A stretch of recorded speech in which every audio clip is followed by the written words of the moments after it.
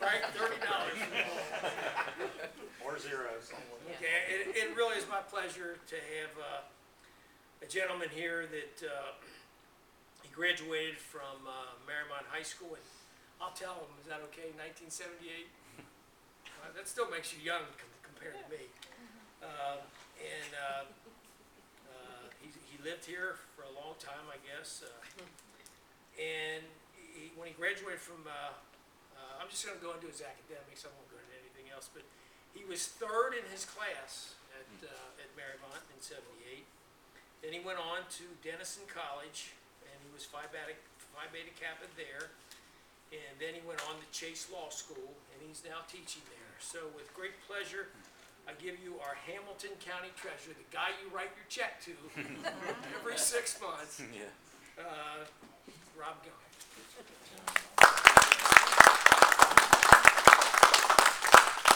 Well, if the mayor said I should be brief, I guess I better be brief too. Just first off, a little background.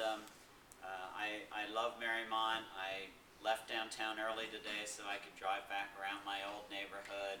I lived on 1 Emery Lane.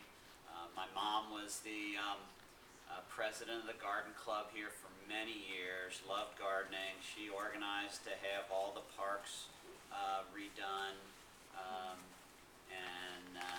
I'll never forget having a huge party at our house when she hosted the garden club in our backyard. It never looked more beautiful. Actually, part of my Eagle project, I worked on the wording. I don't know if you have ever noticed the Ohio Historic Marker down by the swim club. That was part of my project, was to work on some of the wording and do a little research on that. So I got my Eagle Scout when I lived here as well. I have been the Hamilton County Treasurer since 1991. I'm also an attorney. I practice law with my dad and my brother, and I'm also teaching now over at Northern Kentucky University in the law school. And I've been the county treasurer since 1991. What a lot of people don't realize is right after I graduated from Mariemont, I needed a job in the summer before college, and I got a job in the Hamilton County Treasurer's office. And my very first job was opening mail, 8 hours a day. You know, they didn't have the fancy openers, it was the letter opener, and you had to open it up, and you had to put the bill one place and the check in the other place, make sure they, you know, the amounts were the same. And that was my very first job out of high school. And believe it or not, in the treasurer's office, I worked my way up. I held almost every job. And then in the late 80s, I was the chief investment officer for Hamilton County.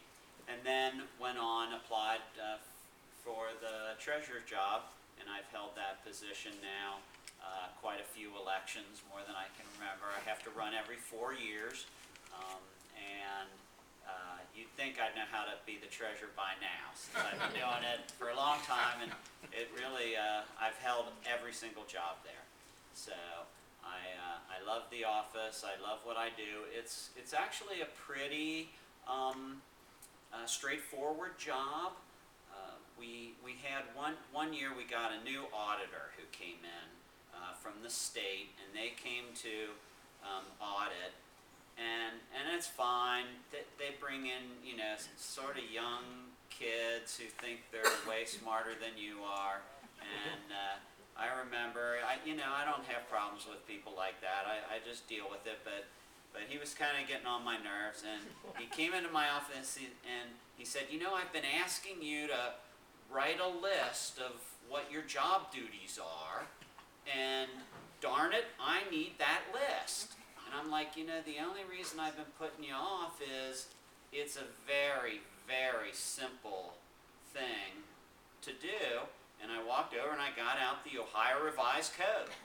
And the Ohio Revised Code has a section on treasurer, and it says exactly what I'm supposed to do and what I have to do. And really my job is 3 parts. The first part is we collect the taxes. $1.3 comes through my office. And that's the first part of my job. I have to make sure that people can pay with credit cards. I have to make sure that all the really big companies, TransUnion, the people that escrow, that have all the mortgage escrows, I have to make sure that they can get me their tax bills. They do it on a disc. And so we get the disc, they give me a check for $50 million. And I have to make sure that it's easy to pay taxes. And we do everything we can to make it easy. We set people up on payment plans. We have a prepayment program called the TOP program. And that's the first part of my job, is to collect the money. Second part of my job is to invest and safe keep the money. This actually is my specific background. I was the chief investment officer in the county, and what we do is we invest it to earn interest. Every penny is invested every single day. We balance to the penny every day with the auditor. That's a check and balance. And we've never had a loss of funds. A number of years ago, Cuyahoga County up in Cleveland, their treasurer did risky investments. It cost their county millions of dollars. Zero loss in Hamilton County. And we are restricted on what we can invest in. We can't buy stock. We can't buy real futures or real exotic things. It's very straightforward. It's treasuries, agencies, and it's different investments that we make to earn interest. The third part of my job, so first off, I got to collect the money. Second off, I have to safe keep it. And then the third part is distribute it to the schools, the political subdivisions, the police, the fire, the zoo, all the different levies that are part of the tax bill. And we utilize very awesome computer systems, and the school districts call every day when the money's coming in, because they always seem like they're hard up for money, and we get them regular payments even before we've balanced out the entire collection. We allow them to take funds that are coming in ahead of time for their needs for the schools. And you can approximate between 50 to 60% of your real estate tax bill is school related. And so that really is my job. And I enjoy it very much. I have a great staff. I'm a fiscal conservative. Since I've become the treasurer, every year I have cut the budget. I don't believe in big government. The one thing I do insist on is that all of my employees have to take a telephone etiquette class. I want them to, and there's tricks, right? And if you learn the tricks, you're nicer on the telephone. And so that's an important thing. We have avoided automated phone systems all these years. I think that's important, that taxpayers can have a friendly voice to talk to try to help whatever problems they have. I often laugh. We spend 95% of our time on like 3% of the taxpayers. Unfortunately, it's just true. And it's funny, in any industry you're going to have, in every industry you have that. A lot of people just get their bill and they pay it on time, or they pay it early. This collection was amazing. We sent the tax bills out, and within 2 days we had over $150,000 cash payments. I don't know if it's an under the mattress thing going on right now, but a lot of people, they get the bill and they gotta pay it right away. I try to pay mine a little late, you know, I don't like paying it super early, but there are people that just can't, as soon as they get the bill, they gotta pay it. So yeah, Well, I have a question. How do they get the cash to you? They so literally bring bills? people that pay cash, they want a receipt, and so they physically come stand in line downtown at the treasurer's office, and you know, I mean, it's so easy to write a check, but we had people just showing up with wads of money to pay their real estate taxes. So that's kind of an overview of the treasurer's office. Messages received from Tim Ford. I'm happy to answer questions. I can give you a little bit of update on some programs that we're doing. We've been about 7 years ago, in the height of kind of the bad times, our delinquency got too high. We actually ended up over 5% delinquencies in the county. We're very, very lucky in Hamilton County. It's only ever for 1 year been over 5% delinquency. Cuyahoga County, they're like 20% delinquent. I mean, it's ridiculous. There's a lot of counties that are not as fortunate as we are. And so we're below 5%. We devised a system to send out a third tax bill. We do the publications. We give taxpayers every opportunity to make a plan, a payment plan. And so we're very lucky with that. We have instituted programs to allow people to prepay their taxes. Makes it easier. You can pay monthly instead of every 6 months a big chunk. You break it down a little bit. That makes it easier to budget, and you're not getting much in interest right now on your bank account anyway, so it's easier to budget. We fairly recently went to Lockbox. Our processing is done by Lockbox now. We used to hire people to open the mail, and the reason we had physical people in our office opening the mail is we used Burroughs Computers optical scanning devices. And what that would allow us to do is to run the tax bill through and the check, and the computer in our office, it cost $500,000, so it was not a cheap little computer. It could read the check, and it would separate them by bank that they were drawn on. Then you can take that check and walk it to the bank. As long as you do that before 2 o'clock, they have to give you access to the cash. We would wire transfer it to get same day interest investments. When we started that program, we paid for the $500,000 equipment within a year. Now they do analyzing it, we've just saved so much money because the parts are hard to get, the service agreement is expensive, and you're not getting that much in interest.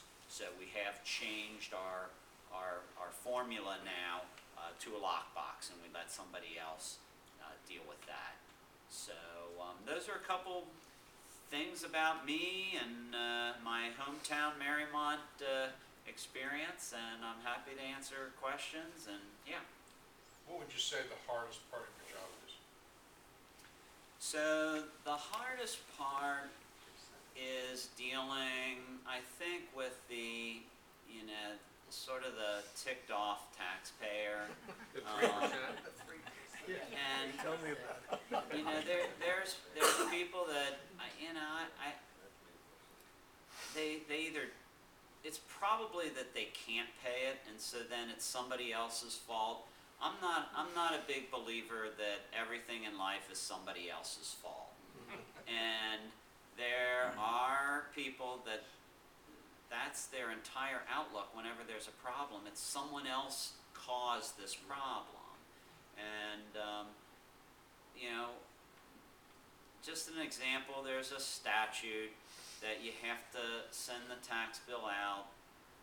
It's required, it has to be out 20 days ahead of the collection, and the due date by statute is supposed to be June 20th.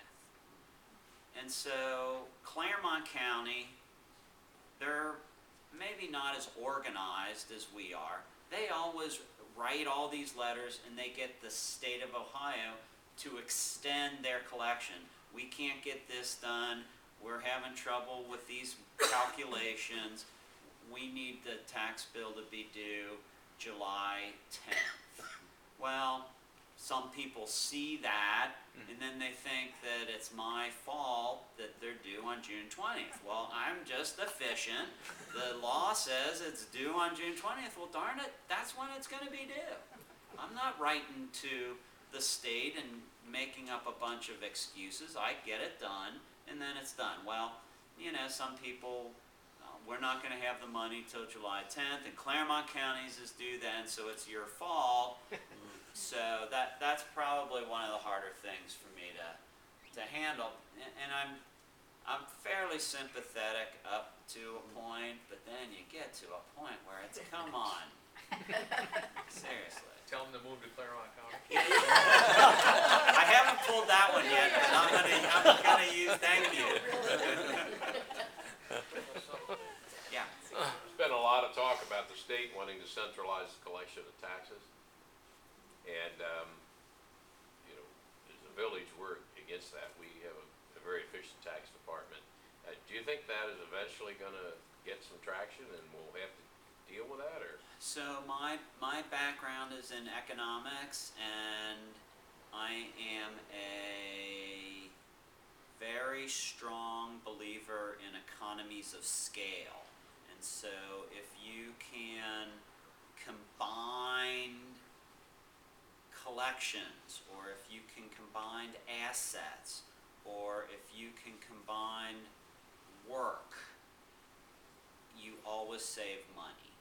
And so on the one hand, I think that any kind of government, you know, combining to save resources and to utilize economy of scale, I'm always going to be in favor of that. The thing that I always am trying to balance that against is that there's a community pride involved, and it's nice to be able to, you know, you got a problem with your Hamilton County taxes. I mean, you can come down to the courthouse, you can call, get a live person, you can drive not that far, meet with somebody. If you're not getting the right answer, they call me and I'll come out and I'll talk to you. And so I like, and I'm sure everyone in Mariemont is willing to pay a little extra to have Mariemont's own police force, and Mariemont's own accounting, and Mariemont's own, you know, it's worth that extra dollar to have that. But I do believe if they did centralize it, that we could have smaller government. And so I'm always, that's a tough one. That's a good question. I would take issue with that, because we have our own police department and our own fire department, and we're running on less money than other communities that have joined a district. When my wife calls the state tax department, she has pictures of 60-minute wait time. Oh my God, I have to call them sometimes. And then you get a person who's barely literate. Not for us personally, I don't have any problems at home. No, this is our business. Our Yeah, business. okay, yeah. And I think when things get big, they become inefficient.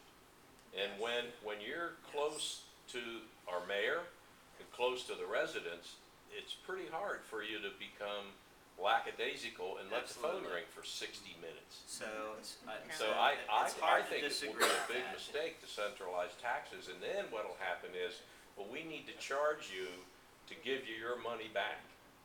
And bureaucratic slippage is gonna destroy any hope of efficiency. And so I think that is big government, and I think it's a tremendous mistake to, and I think, 10 years ago, we went through a political thing for local rule, and it passed handsomely, and the state admitted that it was better, and now that they're nipping at it to get it back, and I think it's just about controlling money. I am vehemently opposed to that whole idea of collecting taxes. Is central government, union typically in Ohio or Columbus, is it union? So there are quite a few places that have voted to unionize. The county treasurer's office is not union. Right. There are county offices that do have unions. The sheriff's department. And for that example. says the problem. I think you're assuming, Rob, that you would be in charge. If I'm in Columbus, charge, it's gonna it'd be a run different story. well. Right, it would be a different story. Unfortunately, you take that risk that you are gonna get a bureaucrat in there and you start assembling bureaucracies and. I work with bureaucrats every day. I am not a fan. Right. Gotcha. Yeah, why do you think there's such a disparity between the collection of taxes from one county to the next? So there's quite a few steps involved, because I'll give you just a real quick example of how you get your tax bill, okay, and what the numbers how the numbers come up. The easiest example is to use the Great Oaks district, okay? So Great Oaks School District covers 10 counties. And so Mariemont taxpayers pay a little bit for Great Oaks. If in November of any given year, we'll just say November of 2014, or even this November, if there's an issue on the ballot in Claremont County about taxes, say a school district has a tax levy, and it's a very close vote, that's when you get problems with tax bills, because Claremont County has to have their election certified final, every single thing. So if any race is within 2 or 5 votes, they have to do a recount, because they have to certify every single thing from the Board of Elections, because those numbers have to get sent to Columbus, to the State Department of Equalization, so it can calculate the reduction factor in order to say how much everyone's taxes are going to be in those 10 counties. So we're really efficient here in Hamilton County. I have actually sent one of my employees to drive to Butler County to physically take their math, their calculation for their abstract, to drive it to Columbus so that we could get our tax bills out on time, because taxes are supposed to be due January 31st of the following year. And so if there's any kink in it, you've got an issue. And so a lot of other counties say, oh, we're just not going to be able to get it done, and so they ask for an extension. And I say, we're going to get it done, we're going to have it due when the state law says. Good question. Any further questions? Well, sorry, I actually have two. I used to teach at NKU. I just wondered what type of law you teach. So I teach in the law school, and it's a class that I teach with my dad, and it's a bankruptcy class. Oh. And it's really fun. My dad does it when I can't, and I'll do it when he can't, and we have a great time. Except grading the exams is really kind of depressing sometimes. question. How many, I'm just curious, we happen to have a wonderful financial advisor. How many people help you decide what to invest in? So, for many years, we had 2 people doing it, and we are now utilizing a well-known financial advisor because our 2 employees left, and the cost to replace 2 really smart investment people was almost double what it costs us to hire an advisor. And when budgets are tight in the last, since '08, the county, we went 6 years, none of my employees got any raises. The county was cutting with no money, and I was trying to find every way possible to cut our budget. Were those the recession years? Yeah. Ooh. How close do you work with the economic development? So, we are asked to help with funding options regularly. And I haven't said no yet. What the state law allows, the Economic Development Department of the county to do is to issue bonds to pay for redevelopment, and as the treasurer I can buy those bonds as an investment, and it cuts out all of the bond counsel, all of the brokerage firm fees, all of the transactional costs are totally zero, and so in that way I have been able to help out. Do you ever see the city, speaking of your philosophy of, more efficiency, big sometimes is better, do you ever see any efficiency being built into the city of Cincinnati? No. The city, it's pretty depressing at the city. Or how about vice versa then?